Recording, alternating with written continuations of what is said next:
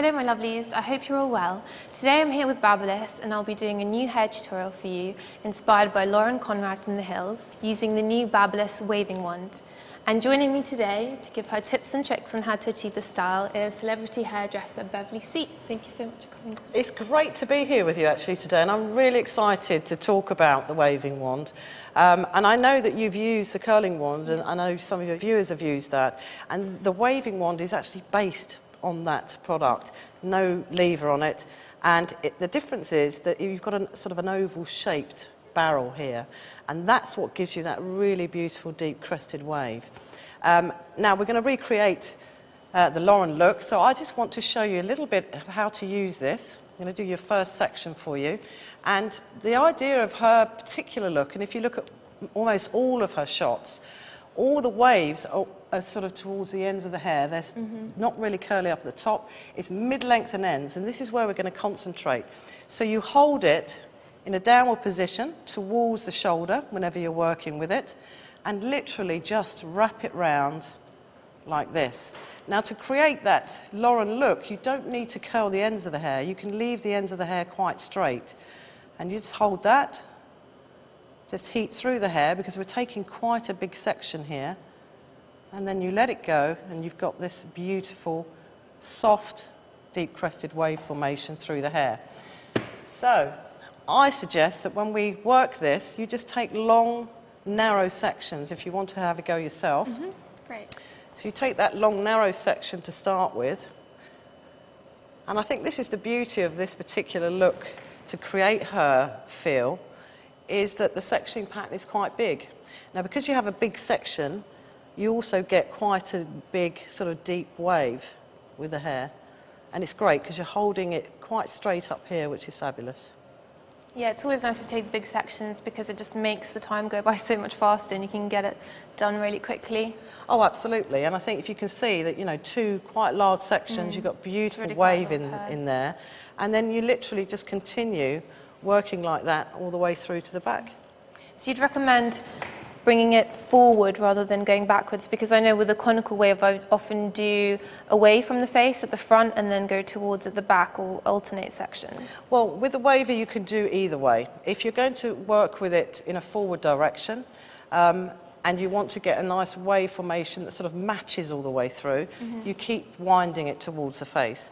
Not to say that you can't wind it away from the face, and when you do that, you do get a very different curl, in fact. You get a different wave formation if you're doing that. Remembering that if you're going to wind it forward this side, wind it forward on the other side as well. Right.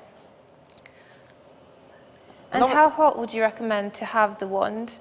Because this has a few heat settings, so I was never really sure which one. Quite often it's tempting just to put it onto the highest, which is 200 degrees. Yes. Because you're in a hurry and you want to get the curl really nice and smooth. So. Well, contrary to belief, people think you have to have it very hot. Now, if you look at a straightening iron, that's normally 230 degrees, or it goes up to 230 degrees. But you don't actually need that amount of heat to create curl in the hair. And this is why this product goes from 155 right up to 200. Now, if you've got really thick hair, and you know, when you're taking a thick section like that, then use it on a higher heat. If you're working with fine hair, then you can turn that right the way down. And you'll be very surprised the type of curl you get even on the lowest heat setting. So it just depends on the thickness of your hair and the degree of curl that you want to achieve. I have mine on 185 degrees today, so it's not too hot, but it's still creating a really nice wave.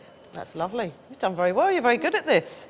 Very good. It's very fast. Now I'm going to give you the one last section at the back. Little tip for your viewers is to just, when you actually take that section, if you tip your head slightly towards the left, if you find that the hair's, you know, quite difficult to get to, just makes it a little easier if you want to do that last section. Fabulous. I always find a wand so much easier to use than a traditional iron because it doesn't have that clip, but this one does come with little gloves to protect your fingers. It does. We've got the cold piece at the end if you want to use that, but if you want to curl the hair right to the barrel, obviously you can use the gloves, as you said. And without the lever, just the winding and letting go, that's what makes this very easy. You've done that very, very quickly. It's fantastic. Well done. Now, let's move on towards the other side.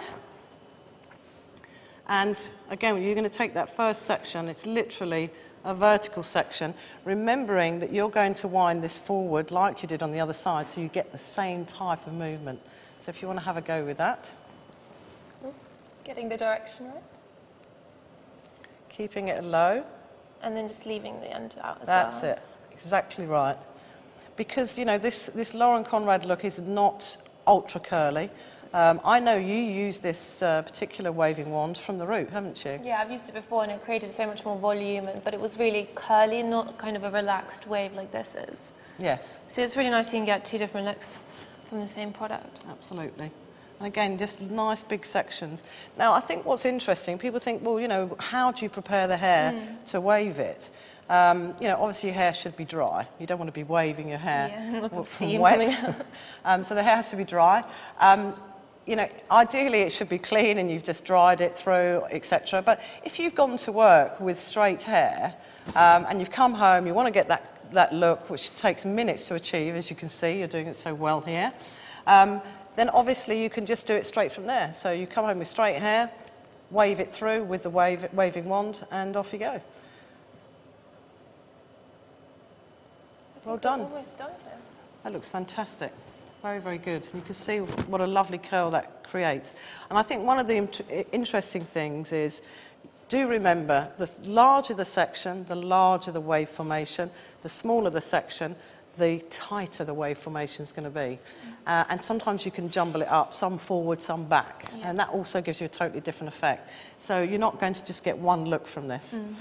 There you go. You just could go right at the root and take really small sections and have a lot of curl. Oh, yes, you can. In the body and the hair as well. There you go.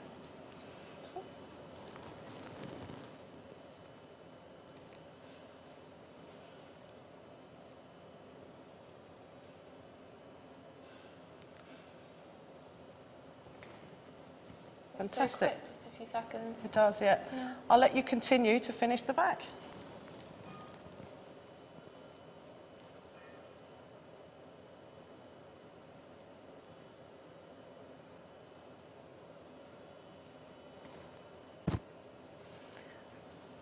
Bring it around this way.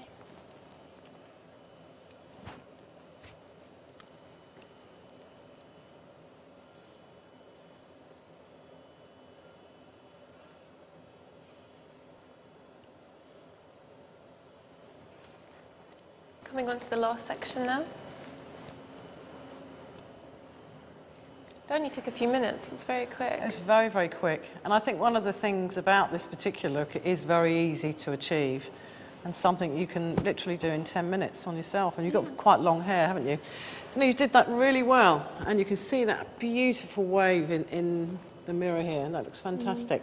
Now, what do you do with it when you get to that point? Now, you can actually leave it quite separated like that because it actually looks really pretty. If you wanted to create a little bit more volume, my advice to you and your viewers is to really make sure that you don't brush it through. Don't use a brush. Use your fingers so you can actually rake through that. You can do the other side if you want.